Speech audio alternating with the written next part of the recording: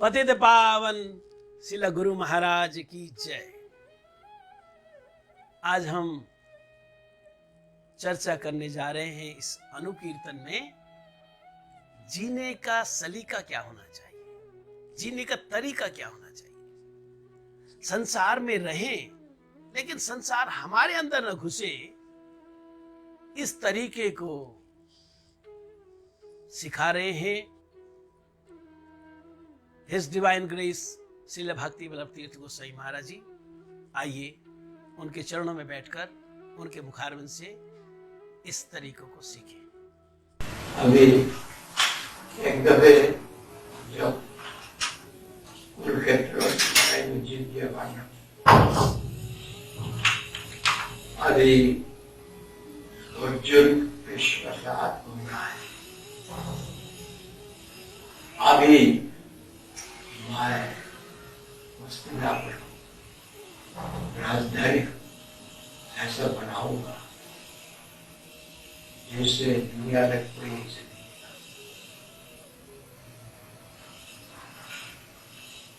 हमें जीत गया, दोनों बार किया, इसलिए अर्जुन प्लान बनाया।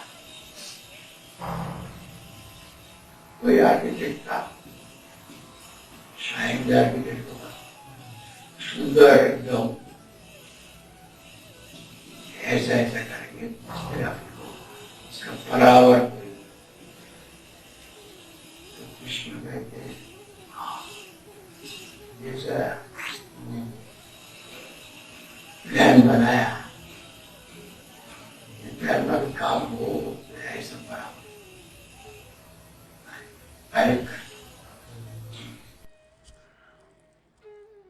कितना सुंदर प्रसंग गुरु महाराज जी ने शुरू किया कि भगवान कृष्ण और अर्जुन दोनों के दोनों आपस में बात कर रहे हैं। और बात करते करते गुरु महाराज जी कहते कि अर्जुन भगवान कृष्ण को कहते कि प्रभु, ये कुरुक्षेत्र का युद्ध तो हम जीत ही गए हैं, अब इस हस्तिनापुर को, इस राजधानी को कुछ ऐसी मैं प्लानिंग कर रहा हूं कि एक ऐसी राजधानी बने, हमारा एक महल ऐसा बने कि मतलब अद्वितीय हो, पूरे संसार में ना ऐसा महल हो और ना ऐसी राजधानी। भगवान कृष्ण देखो व्यवहार कैसा करना चाहिए, वो गुरुजी ने कितने सुंदर तरीके से पेश किया कि भगवान कृष्ण ने उसको ये नहीं बोला कि अर्जुन क्या कर रहे हो, जितने दिन रहना है ऐसे ठीक तरह से रहो, ऐसे क्या इतनी आसक्ति करनी है तुमने। भगवान कृष्ण ने कहा बहुत अच्छा है जो तुमने प्लान मेरे को बताया है, बहुत अच्छा है। अगर इसके मुताबिक कोई बढ़िया आर्किटेक्ट तुमको डिजाइन बना के दे और ऐसा ये मूर्त रूप हो जाए जैसा तुमने सोचा ऐसा हो जाए, तो सचमुच ही अद्वितीय होगा। भगवान कृष्ण ने अर्जुन की और अर्जुन के उस प्लान की तारीफ की। आगे चलते हैं। भगवान कृष्ण अर्जुन को बातों बातों में बोलते हैं चलो रथ में घूमकर आते हैं।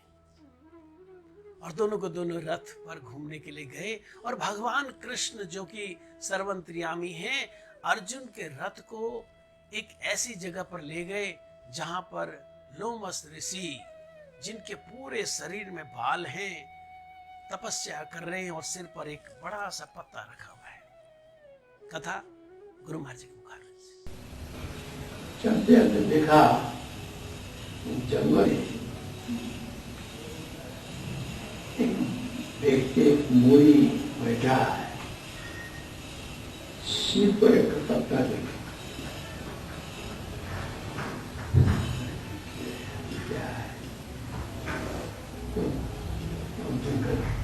चिंता शुगर कहते हैं के लिए मैं को क्या बता सकता, पत्ता लेके हम बैठा है। मैं पूछ के आओ, हाँ गया। आश्रम में दोष नहीं है, सारा भाव है शरीर पर, क्रोध वाले उनका पास दिया। भगवान राम जी को प्रणाम करके बैठे कुछ उस अंतर्जामी आँख खोल दिया। क्या बात है, क्या बात है? आप ऐसा बुझा है, इतना धूप आए, आपको ये कुटिया बना दी। वैसे तो गुरु महाराज जी के मुखारविंद से निकला हुआ हर शब्द हमारे अंतःकरण को पवित्र करेगा। वरम गुरु जी के मुखारविंद से निकली हुई, एक शुद्ध भक्त के मुखारविंद से निकली हुई हर कथा, भगवान के निज जन के मुखारविंद से निकली हुई हर कथा हमारा आत्म कल्याण करेगी। फिर भी आज का प्रसंग बड़े सुंदर रूप से गुरु महाराज जी ने हमारे सामने पेश किया कि जो सर्वंतर्यामी भगवान जानबूझकर अर्जुन के रथ को लोमस ऋषि के स्थान की ओर ले गए, और जब उस स्थान से रथ क्रॉस कर रहा था तो अर्जुन ने बोला प्रभु रोको रोको रोको रोको। ये देखो एक ऋषि यहां पर बैठा है, आसपास इसके कोई कुटिया नहीं दिखाई देती, कोई झोपड़ी नहीं दिखाई देती है, एक सिर पे पत्ता रख के बैठा हुआ। हमारी प्रजा है ये, हमारा फर्ज बनता है इसके लिए सुविधाएं करना, इसके लिए एक कुटिया बना दे। मैं पूछ लूं इनको, ऋषि को। भगवान कृष्ण तो इसी मकसद से, इसी उद्देश्य से कि अर्जुन एक महान ऋषि के चरणों में बैठकर उनसे ज्ञान कुछ ले, संसार में किस तरह रहना चाहिए। भगवान कृष्ण ने कहा हाँ मैं रथ रोकता हूं, पूछ लो। अर्जुन ने रथ से उतरकर लोमस ऋषि को दंडवत प्रणाम किया। गुरु महाराज जी ने कहा कि जिस तरह से हनुमान जी वज्रासन में बैठते हैं, इसी तरह लोमस ऋषि जी को दंडवत प्रणाम करके उनके सामने हाथ जोड़कर वज्रासन पर अर्जुन बैठ गए।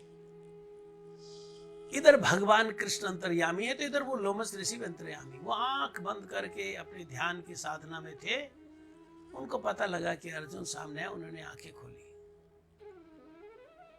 आंखें खोली तो पुनः दंडवत प्रणाम किया अर्जुन ने।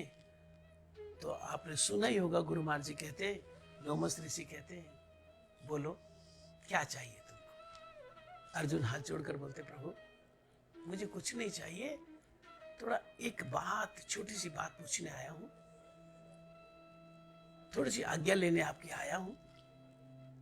वो ये कि आप ये सिर पर पत्ता रखकर बैठे हुए हो, यहाँ पर कभी धूप होती होगी, कभी बारिश होती होगी, यहाँ पर ठंड का मौसम भी होता होगा, तो आपके आसपास में कोई झोपड़ी नहीं दिख रहा, तो अगर आप आज्ञा करें तो हम आपके लिए झोपड़ी बना दें।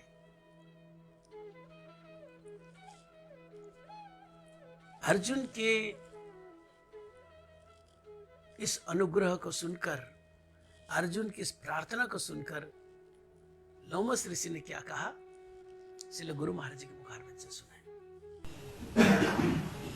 मैं कितना दिन जिंदा रहूंगा उसके लिए फायदा है। आप कितना दिन जिंदा रहेंगे? मेरा 4 जुग चला गया, तक तो बाल गिर गया, सारा बाल जो गिर जाएगा उतना मर जाएंगे। अभी एक प्लान करने से फायदा है। अपनी अपनी ज्ञान की अनुभूति है, अपनी अपनी साधना की अनुभूति है, और उस साधना के द्वारा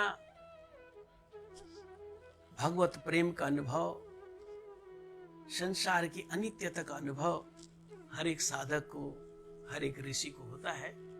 तो लोमस ऋषि अर्जुन के इस अनुग्रह पर, अर्जुन की इस प्रार्थना पर बोलते हैं। और गुरु महाराज ने, देखो आपने देखा ना, गुरु महाराज जी किस तरह मुस्कुराते हुए बोल रहे थे कि लोमस ऋषि ने कहा, अर्जुन क्या झोपड़ी बनानी है, कब मृत्यु आ जाए मालूम नहीं, तो थोड़े दिन के लिए क्या इतनी लंबी प्लानिंग, तो इतना लंबा आडंबर करने की क्या जरूरत है? तो अर्जुन ने हाथ जोड़कर पूछा, प्रभु आपको मालूम है आपने कितने दिन दुनिया में रहना है? तो आपने देखा गुरु महाराज जी ने कैसे मुस्कुराते हुए कहा कि लोमस ऋषि जी ने अपने शरीर की तरफ इशारा करते हुए कहा, देखो ये मेरा शरीर ऐसा है कि सारे जो रोम हैं, इन रोम से, इन बालों से मेरा शरीर भरा हुआ है। और कुछ प्रकृति का, विधि का ऐसा विधान है कि जब एक युग गुजरता है तो मेरा एक बाल झड़ता है। अभी 4 युग गुजरे हैं और 4 बाल मेरे झड़े हैं। जिस दिन ये सारे मेरे शरीर के बाल झड़ जाएंगे, मेरी मृत्यु हो जाएगी। और इतने से टाइम के लिए क्या लंबी प्लानिंग करनी है? ऐसी झोपड़ी बनाओ, ऐसा घर बनाओ। ये सुना अर्जुन ने। अर्जुन ने ऐसा सुनने के बाद क्या विचार किया, उस विचार को भी गुरु महाराज जी ने हमारे के प्रस्तुत किया है। गुरु जी के मुखार में से उस विचार, अर्जुन के विचारों को सुने। सारा बाल गिर जाए तो अगर कितना दूर चला जाएगा, 4 युग चला गया, कितना भी जिंदा होगा।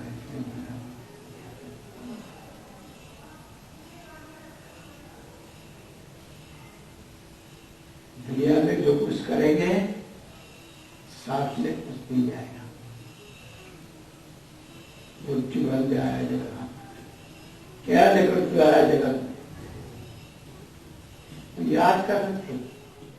अर्जुन ने जब ये सुना कि ऋषि कह रहे हैं कि मेरे शरीर में जितने बाल हैं, ये एक एक युग में एक एक बाल झड़ता है, और जब ये सारे बाल झड़ जाएंगे तब मेरी मृत्यु हो जाएगी। कितने शरीर में इनके बाल है, पूरा शरीर ही बालों से ढका हुआ है। इनकी तो रोमावली इतनी ज्यादा है। इतने युग, और इतने युगों के लिए कहते क्या इतनी लंबी प्लानिंग करनी है, और क्या इसके लिए झोपड़ी बनानी है, सिर पे पत्ता रखा है, बस बढ़िया है, अपनी साधना कर रहे हैं। भगवान कृष्ण यही सुनाने के लिए अर्जुन को यहां पर लाए थे। अर्जुन अपनी प्लानिंग के बारे में सोचता है, इनका तो एक युग गुजरेगा, फिर एक बाल झड़ेगा, और मेरा तो कुछ पता ही नहीं। इस हिसाब से तो हमारी बिल्कुल अल्प आयु है, बड़ी बड़ी कम उम्र है, और मैं इतनी लंबी प्लानिंग बना रहा हूं। मन मन में ऋषि का धन्यवाद दिया अर्जुन ने, और श्री कृष्ण का धन्यवाद दिया कि बड़े तरीके से उन्होंने इस ज्ञान को परिवेशन किया, इस ज्ञान को अर्जुन को दिया कि इस संसार में रहना है, पर बहुत ज्यादा आसक्ति नहीं। बनाइए राजधानी, बनाइए महल बनाइए, पर इतना आसक्त होकर के सारे साधनाओं को छोड़कर सिर्फ इस पर डूब जाएं, ये भगवान कृष्ण को अच्छा नहीं लगा। गुरु महाराज जी ने फिर वो एक संत के वचन कोट किया, आपने सुना होगा। भगवान कृष्ण ने कहा, गुरु महाराज जी ने उस संत के वचन एक भजन के रूप में जो उन्होंने प्रस्तुत किया, गुरु जी ने उसको दोहराया कि हमें ये याद रखना चाहिए कि क्या लेकर तू आया जगत में, क्या लेकर तू जाएगा। गुरु जी ने इसको बार बार बोला कि ये हमको बार बार याद रखना चाहिए, भूलना नहीं चाहिए कि कभी भी हम इस दुनिया से जा सकते हैं, और जिस दिन हम जाएंगे, गुरु जी ने ऐसे मुट्ठी बांध कर दिखाया कि मुट्ठी बांधे आया जगत में, हाथ पसारे जाएंगे। कुछ भी दुनिया की धन संपदा कुछ नहीं जाएगी। ये धन दौलत और माल खजाना संग नहीं कुछ जाना है। फिर क्या ले, तो गुरु जी ने कहा, कृष्ण नाम तू भजले मनवा, भव सागर तर जाए। ये कृष्ण नाम रूपी जो संपत्ति है, ये हरे कृष्ण महामंत्र रूपी जो असली धन है, इसकी कमाई करी जाए। तो गुरु महाराज जी ने कहा, इस धन पर ध्यान रखें, ये नाम धन की हम कमाई करें, भगवत नाम धन को, भगवत सेवा धन को, इसको हम कमाएं। बाकी दुनिया में कमाना है, रहना है, मकान बनाना है, ये सब कुछ करें, लेकिन मुख्य ध्यान रखें भगवत भजन की ओर, मुख्य ध्यान रखें हरि नाम के। मतलब गुरु महाराज जी इस प्रवचन के माध्यम से हम ये सिखाना चाहते हैं कि हम संसार में रहें लेकिन अनासक्त भाव से रहें। हम संसार में रहें, अपने कर्तव्यों को, अपनी ड्यूटीज को बिल्कुल ठीक ठीक पालन करें, लेकिन आसक्त रहें हरि नाम से, आसक्त रहें भगवान से। अद्वैत पावन श्रील गुरु महाराज की जय।